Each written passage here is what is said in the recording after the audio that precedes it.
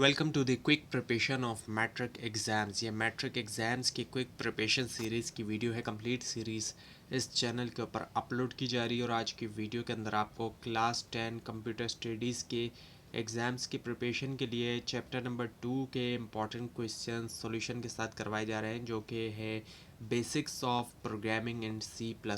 तो शुरू करते हैं आज की इस वीडियो को। पहला है define computer program and importance of syntax.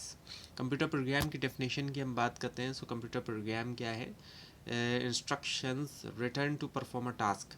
Computer program असल में क्या होता है? इंस्ट्रक्शन होता है written to perform a task, और इसको लिखा जाता है, लिखा हुआ होता है। ये लिखते हैं इसको कोडर, ताकि वो परफॉर्म कर सके टास्क। यानी कि जितनी भी जो है वो प्रोग्रामिंग की जा रही होती है, तो ये टास्क परफॉर्म करवाने के लिए की जा रही होती है। कंप्यूटर से टास्क परफॉर्म करवाए जा रहे होते हैं प्रोग्राम्स के ज़रिए, प्रोग्रामिंग के ज़रिए। सिंटेक्स की अगर हम बात करें, इसकी इंपॉर्टेंस की, set of rules to write correct program standard. तो ये सेट ऑफ रूल्स होते हैं जिनके ज़रिए, और इनको भी लिखा ही जाता है करेक्ट करने के लिए, जो प्रोग्राम स्टैंडर्ड हैं, स्टेटमेंट्स हैं सॉरी। और correct syntax ensures error free execution. और सबसे ज़्यादा इसकी जो अहमियत है वो यही कि सही सिंटैक्स होगा तो वो इस बात को यकीनी बनाएगा कि एरर फ्री एग्जीक्यूशन हो, उसमें एरर ना हो जब एग्जीक्यूशन हो।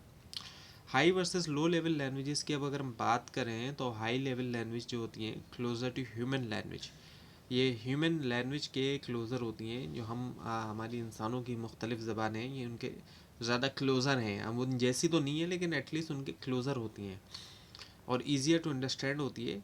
इनको समझना इंसानों के लिए आसान होता है, जैसे C++ वगैरह। और जबकि लो लेवल लैंग्वेज की अगर हम बात करें, तो मशीन ओरिएंटेड होती हैं और ये बहुत मुश्किल होता है इनको समझना। इनको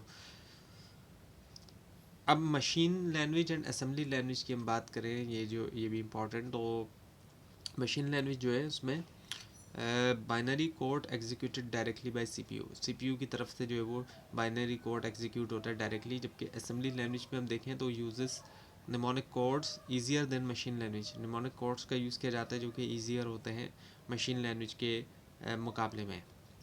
अब ट्रांसलेटर्स होते हैं मुख्तलिफ, जो है कंपाइलर, इंटरप्रेटर और असेंबलर, ये भी इम्पॉर्टेंट है। तो कंपाइलर की अगर हम बात करें, तो कंपाइलर क्या है? Converts whole source code into machine code at once. ये कन्वर्ट कर देता है पूरा का पूरा जो सोर्स कोड इसको दिया जाता है, उसको मशीन कोड के अंदर एक ही वक्त में। जबकि इंटरप्रेटर्स क्या होते हैं? Convert and execute line by line. ये इंटरप्रेटर जो होते हैं कन्वर्ट और एग्जीक्यूट जो करते हैं लाइन बाय लाइन करते हैं। और इसके अलावा असेंबलर की अगर हम बात करें, convert assembly language into machine language. ये कन्वर्ट करता है असेंबली लैंग्वेज जो है वो मशीन कोड के अंदर। तो ये तीन तरह के ट्रांसलेटर होते हैं। इसके अलावा जो इम्पोर्टेंट है उसमें वेरिएबल एंड कॉन्स्टेंट्स हैं और जो रूल्स हैं डिक्लेरेशन के। वेरिएबल्स की अगर हम बात करें, तो memory location to store data.